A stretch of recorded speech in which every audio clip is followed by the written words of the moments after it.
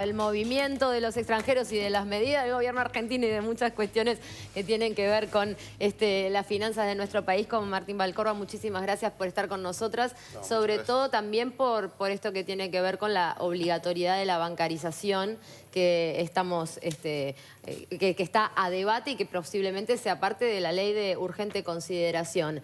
El gobierno entrante había hablado en campaña a propósito de derogar esta inclusión financiera que nos afecta a todos los uruguayos. ¿Cómo cómo se viene perfilando esta decisión y si pensás que va a ser de fácil implementación en caso de que así sea? A ver, hasta el momento no está muy claro el alcance de las modificaciones que va a impulsar el nuevo gobierno, porque han habido señales hasta cierta medida, digamos, un poco contradictorias.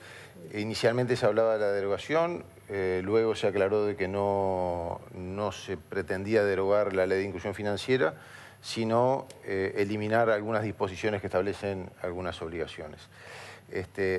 Y luego tampoco quedó muy claro del conjunto de disposiciones que establecen algunas obligaciones, cuáles son las que concretamente se plantean eliminar, que no son tantas tampoco, porque muchas veces, incluso en la propia presentación, parecería, digamos, que la ley de inclusión financiera es una ley que genera un conjunto grande de obligaciones y en realidad estamos hablando de pocas disposiciones que establecen algunas obligaciones, ¿no? Y en caso de que finalmente, bueno, este gobierno entrante decida eliminar la bancarización obligatoria, ¿cuáles serían las consecuencias? Bueno, por eso de repente es bueno repasar qué es digamos, qué obligaciones genera la ley, ¿no?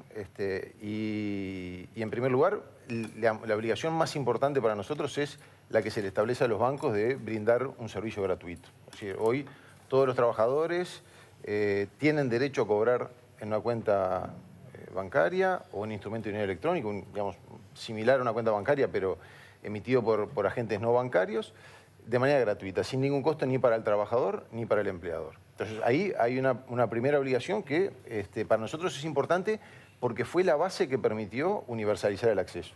En estos años de implementación de la ley, más de 1 millón de personas pudieron acceder a un instrumento electrónico de manera gratuita. ¿Que estaban por fuera del sistema bancario? Que estaban por fuera.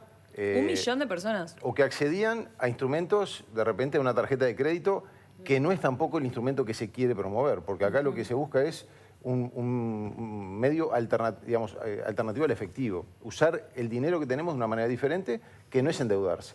Entonces, estamos hablando del 40%, más del 40% de la población mayor de 15 años. O sea, realmente ha habido una transformación muy importante. Eso, entonces, uno de los pilares estuvo en la obligación que se generó a los bancos y a las instituciones no bancarias de brindar este servicio de manera gratuita. Una segunda obligación tiene que ver con el pago de salarios. O sea, los trabajadores tienen que cobrar sus salarios a través del medio electrónico, con algunas excepciones. Por ejemplo, trabajadores rurales, trabajadores de pequeñas localidades. Todas las localidades de menos de 2.000 habitantes no están alcanzadas. Entonces, esa es una obligación que los fundamentos eran básicamente dos. Por un lado, el pagar por medios electrónicos ayudaba a formalizar el trabajo, a contribuir a que haya cada vez menos trabajadores en negro. ¿Por qué? Porque hay más información sobre qué se paga, cuánto se paga, cómo se paga, cuándo, y por lo tanto poder controlar los derechos de los trabajadores. Viene a ser como un recibo en el caso de entrar en alguna disputa legal, ¿no? El tema de la acreditación del dinero del salario. Claro, porque además la ley establece que digamos, si se paga por un medio diferente a un medio electrónico, el pago no es válido. O sea, no tiene efecto cancelatorio. Y por lo tanto, un trabajador que está en negro, ya no, si se detecta esa situación, ya no solo el empleador va a tener que pagar multas y recargos y los aportes a la seguridad social que no hizo, sino que además el propio pago está en cuestión. Por lo tanto, se penaliza mucho más la informalidad y constituye de esa manera un incentivo. Pero tú decías que hay a la localidades formalización. que están excluidas las localidades de menos de 2.000 habitantes, lo cual no quiere decir que esta ley no haya afectado a localidades pequeñas igual al momento de que la gente se tiene que transportar para cobrar su sueldo. No todas tienen cajeros disponibles en todos lados. La vida de todo el país no es igual a la de los montevideanos y esta ley los ha afectado. Bueno, es muy buena la pregunta para aclararlo. En realidad, la exclusión de las localidades de menos de 2.000 habitantes tiene que ver precisamente con ese fenómeno de que en esas localidades En algunas, en otras sí había, pero en algunas de esas localidades no había puntos de extracción de efectivo. Y como no había esos puntos de extracción de efectivo, no se estableció la obligatoriedad. Pero en todas las localidades de más de 2.000 habitantes existen puntos de extracción de efectivo y por lo tanto lo que se ha dicho por parte incluso de algunos diputados y senadores de que las personas se tienen que desplazar 30, 40 kilómetros o inclusive han dicho que le tienen que dar la tarjeta a un conductor del ómnibus con el PIN para que vaya al cajero a retirar. Todas esas cosas, si existen, no tienen nada que ver con la ley de inclusión financiera. Pero Porque desde el Ministerio se está trabajando para favorecer a estas pequeñas comunidades, localidades, para que tengan acceso a los cajeros, ¿o en realidad ya se dejó por esa? No, se ha trabajado y con resultados importantes, insuficientes cuando uno mira la problemática de las localidades pequeñas, ¿no? Pero al día de hoy, más de 200 localidades de menos de 2.000 habitantes cuentan con puntos de extracción de efectivo. Y no solo un punto de extracción de efectivo, porque el problema de las localidades chicas de nuestro interior del país es que muchas veces no tenían dónde ir a pagar una factura. O sea, no solo dónde sacar... En las redes de cobranza se puede extraer.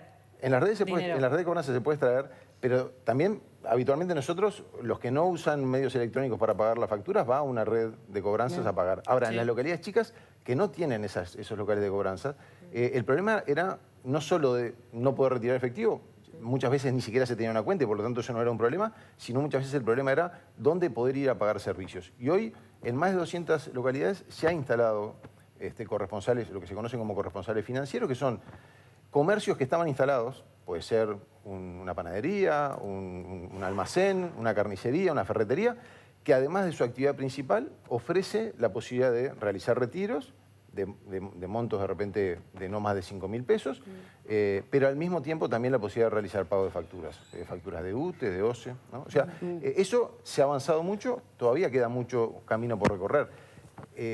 Cuanto más chicas son las localidades, más complejo es el problema porque hay un tema de escala que hace difícil llegar, pero es parte ahí del como desafío. que se le dio una vuelta porque recuerdo que en algún momento también se quejaban los pequeños comerciantes, los que tenían de repente un almacén y se les obligaba a tener el POS, eso le implicaba un costo adicional, cómo se implementó en este tiempo y si siguen manteniendo esa disconformidad por los pequeños comerciantes sobre todo. La pregunta también es muy buena para aclarar algo que nosotros venimos insistiendo mucho y es que los comercios no están obligados a aceptar tarjetas, no están obligados a tener un POS.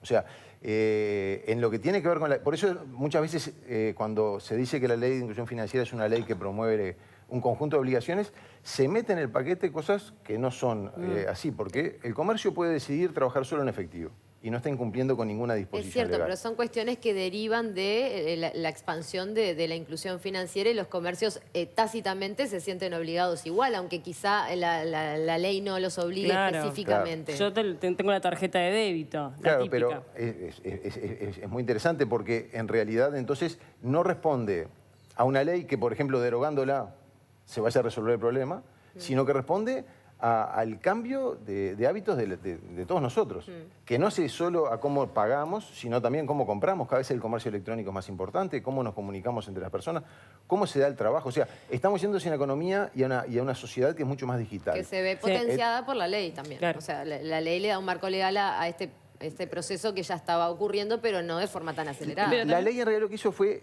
poner en igualdad de condiciones, porque antes podían ser parte de ese proceso de modernización quienes accedían a un medio electrónico, que en general eran los sectores de ingresos medios altos y altos, pero no podían ser parte de ese proceso los sectores de ingresos bajos de la sociedad. Entonces, el foco de la ley tuvo que ver precisamente con incluir a esos sectores que antes no podían ser parte de ese proceso de modernización y generar condiciones de igualdad. Ahora, el trabajador que cobra a través de un medio electrónico y de esa manera accede a una tarjeta, a un instrumento electrónico gratuito, en realidad tampoco está obligado a usarlo, porque la ley previó que el trabajador tiene derecho a poder retirar en un único movimiento todo su sueldo y sin costo. O sea que si el trabajador, que por ejemplo para facilitar la formalización, cobra a través de un medio electrónico, no quiere saber de nada con la cuenta del banco, con el instrumento electrónico, puede retirar todo su dinero y seguir moviéndose en el mundo del efectivo. Entonces, es cierto, la ley pudo haber potenciado esto, pero en términos de equidad, de permitir que todos seamos parte de ese proceso. Y con una preocupación central que está implícita en lo que ustedes dicen. Como esto es una transformación que está viviendo la sociedad, el desafío que desde las políticas públicas teníamos era cómo hacer que los pequeños comercios pudieran ser parte de ese proceso de modernización y no quedar excluidos. Porque ¿qué era lo que pasaba? Los comerciantes chicos eran los que pagaban más aranceles, los que tenían un costo por el POS mayor. Y cuando son los usuarios los que cada vez reclaman más poder pagar con una tarjeta, si un pequeño comercio, por razones de costo, no podía acceder a tener un POS y aceptar tarjetas, en definitiva, este proceso de modernización lo que generaba era un perjuicio para esos pequeños comerciantes. ¿Qué es lo que hemos trabajado del Ministerio? En mejorar las condiciones, en generar incentivos, subsidios a los pequeños comercios. Y de esa manera, aquel comercio, repito, porque no está obligado, que quiere ser parte de este proceso, lo puede hacer en igualdad de condiciones. Tenemos un mensaje de un televidente: la obligatoriedad de la inclusión financiera es una forma más de control. A mí me gusta el dinero en la mano y no en una tarjeta. No tenemos derecho a elegir, nos obligan. No, tiene todo el derecho a ir y retirar el dinero y seguir moviéndose en efectivo. O sea, no hay ninguna restricción desde ese punto de vista, y tampoco algo que muchas veces es parte también del imaginario que a veces se ha querido instalar, por ejemplo, haciendo referencia al Gran Hermano, ¿no? Es decir, acá lo que está por detrás de la ley es, digamos, el querer controlar qué es lo que cada uno de nosotros hace, cuánto gasta, en qué gasta, y eso en realidad tampoco es correcto. Pero el tema de la evasión se ha evitado. O sea, hay un montón de plata que antes se evadía y que ahora está entrando el Estado. Claro, debido al control. Claro. Por eso, mejora el control, mejora la información. Pero ¿qué información recibe la DGI? Cuando nosotros vamos y compramos, por ejemplo, algo que vale 100 pesos, masiva 122, y nosotros le pagamos 122 al comerciante, los 22 de IVA no es dinero del comerciante. Es un impuesto que nosotros estamos pagando y que el comerciante lo tiene que volcar a la DGI. Entonces, cuando pagamos con un medio electrónico, ¿qué información llega a la DGI? Que hay un comercio que vendió algo que valía 100, masiva, y que esos 22 pesos los tiene que pagar. Ahora, no sabe qué vendió, porque por el hecho de pagar por un medio electrónico no lo sabe. Sí, digamos, con la factura electrónica cada vez esto empieza a generarse más información, pero por la inclusión financiera, cuando pagamos con una tarjeta, la DGI no sabe qué es lo que se vendió. O sea, en el voucher, que es la información que le llega a la DGI, no se especifica eso, y tampoco le llega a la DGI quién compró.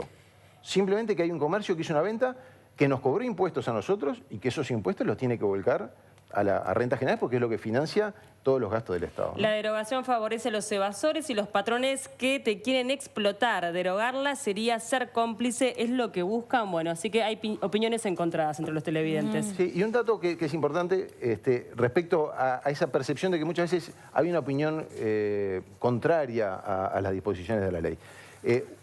Se flexibilizó, por ejemplo, en el caso de las jubilaciones.